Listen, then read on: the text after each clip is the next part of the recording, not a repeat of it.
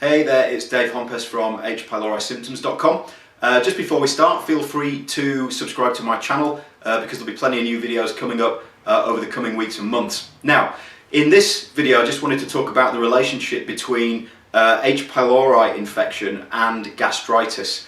Now, gastritis simply means inflamed stomach. Anything with itis on the end just means that it's a disorder of inflammation. And what is inflammation? Well, if you can imagine you're hammering a couple of bits of wood together and all of a sudden, boom, you hit your thumb with the hammer.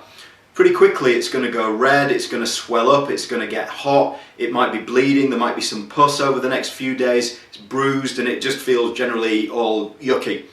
Imagine that that's going on in your stomach, because that's exactly what gastritis is. If the doctor shoves a camera down your throat during an endoscopy, they will look for red inflamed material, and that will be signifying of gastritis. What causes gastritis? H. pylori is one of the major causes of gastritis because it's got a corkscrew shape and it buries into your stomach lining, where it causes irritation and inflammation, which is the gastritis. Alcohol consumption can cause gastritis. They think that smoking can cause gastritis. Stress may even cause gastritis. Certain foods you eat can cause gastritis. Things like cow's milk have been shown to cause gastritis in some people. Gluten has been shown to cause gastritis in some people.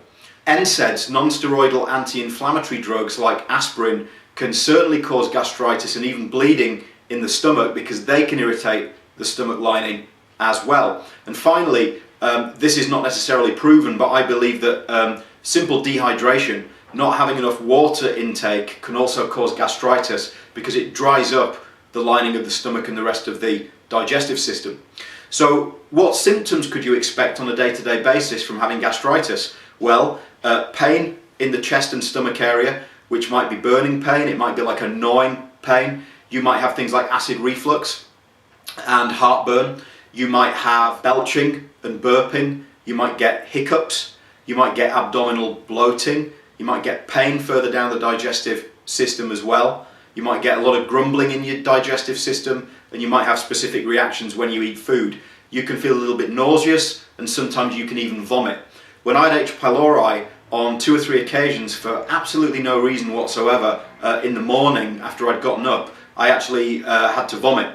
That's kind of the tipping point for me where I decided I needed to do something about it.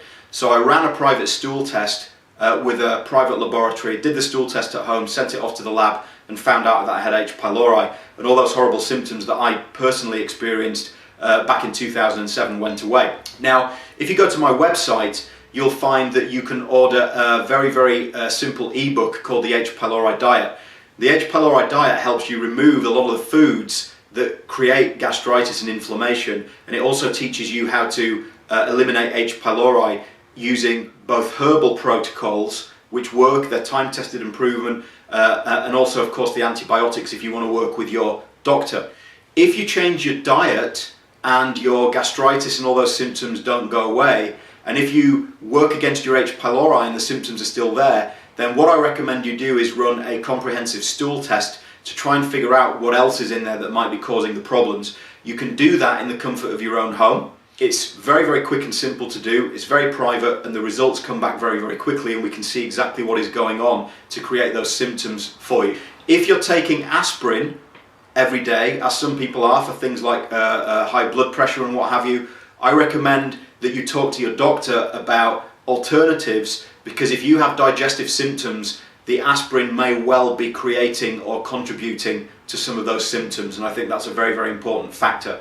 If you're drinking alcohol excessively or even moderately, I also recommend that you quit the alcohol for a while until your digestive system has a chance to heal itself. And if you're a smoker, goes without saying for many reasons that I'd highly recommend that you look at stopping smoking, because that will be beneficial for your health in so many different ways. Hope that's been helpful. Again, my website is www.hpylorisymptoms.com, and I hope to see you there very soon.